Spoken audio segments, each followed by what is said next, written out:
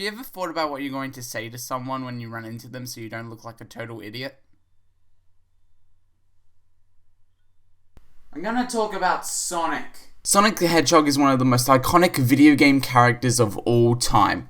First appearing on the Sega Genesis in 1991 in the game, you guessed it, Sonic the Hedgehog.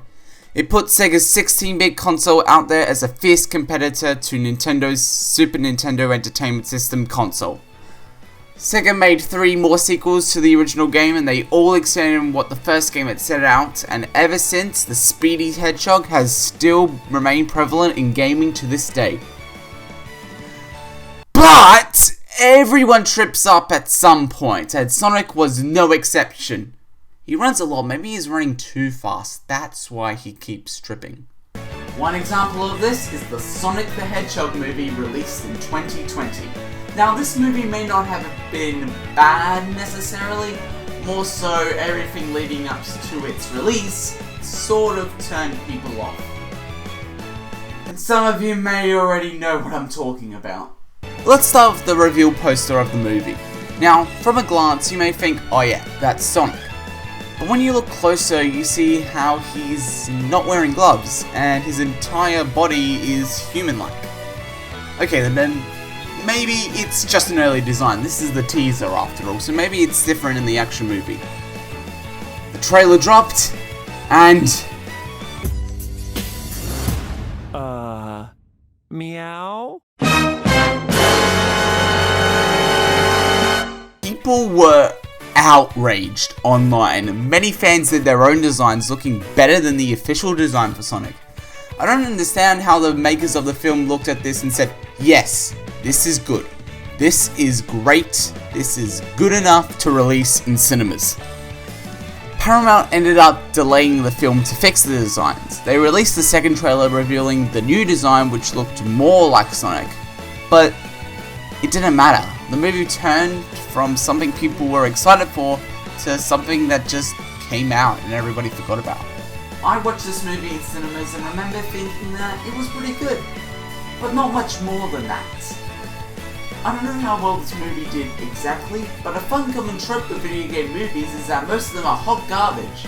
So let's dive right in and see if this movie is good, or just a bland, generic kids movie based on a video game. So, we get some backstory to Sonic, learning that he came to Earth from another universe because people were after his powers. He's taken refuge in a cave in the small town of Green Hills. Subtle. He's lonely, so he tries to fill in that void by stalking the townspeople, specifically the Donut Lord and Pretzel Lady. I know they have actual names, but I can't remember them and I don't feel like googling them. Sonic plays baseball with himself, realizes how lonely he is, and runs so fast that he becomes super electric and causes a power outage across the world. I think. Maybe it's just the US, I don't know. The government acts by not sending out the power company to investigate, but by sending a mad scientist to track down the source of the problem. That scientist, none other than Dr. Robotnik. Sonic, realizing that Earth isn't safe for him anymore, decides to use the special portal rings that this owl caretaker gave to him to go to a universe full of mushrooms. Subtle. However, Donut Lord shoots him in the leg with a tranq gun and Sonic opens a portal to San Francisco and drops his bag of rings on the top of the tower and passes out. Donut Lord is encountered by Robotnik and is asked whether he has seen the strange creature.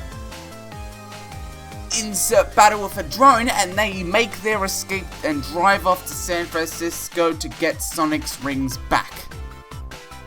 The plot may sound a bit far-fetched when you hear it read out loud, but really when you watch it, it's a buddy road trip movie, except a lot more action-packed. It does feel a little childish at times with some of the lines and the story being simple, but it's not a bad movie, I'll give them that. The visual effects were pretty good, and the parts where Sonic goes so fast everyone else is frozen are some of the best parts of the movie for me. Plus, anytime Jim Carrey was on screen was a real treat, and I don't think that Robotnik could be played by anyone else. The music was honestly a bit forgettable, which is a shame considering that Sonic has one of the best soundtracks from any video game franchise. The pacing of the film was alright. It did feel like it was going stop and start, but that's to be expected with kids' films.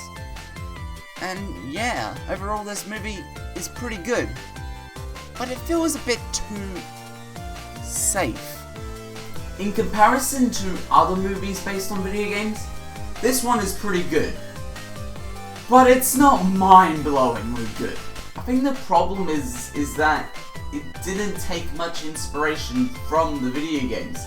Instead of having Sonic running through zones and places from the video games being chased down by Robotnik, it's just Sonic and this human going from point A to point B, occasionally with road stops and getting into a fight every so often. And while that's fine, it does make for a good road trip movie, it doesn't make for a good action movie based on the Sonic the Hedgehog franchise. This movie isn't bad, don't get me wrong, go watch it if you haven't seen it.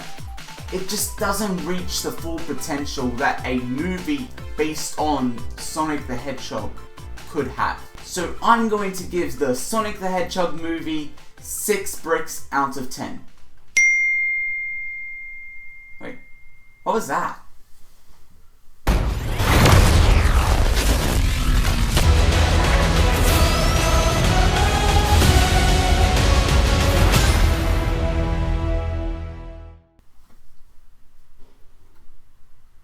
There's a sequel coming out?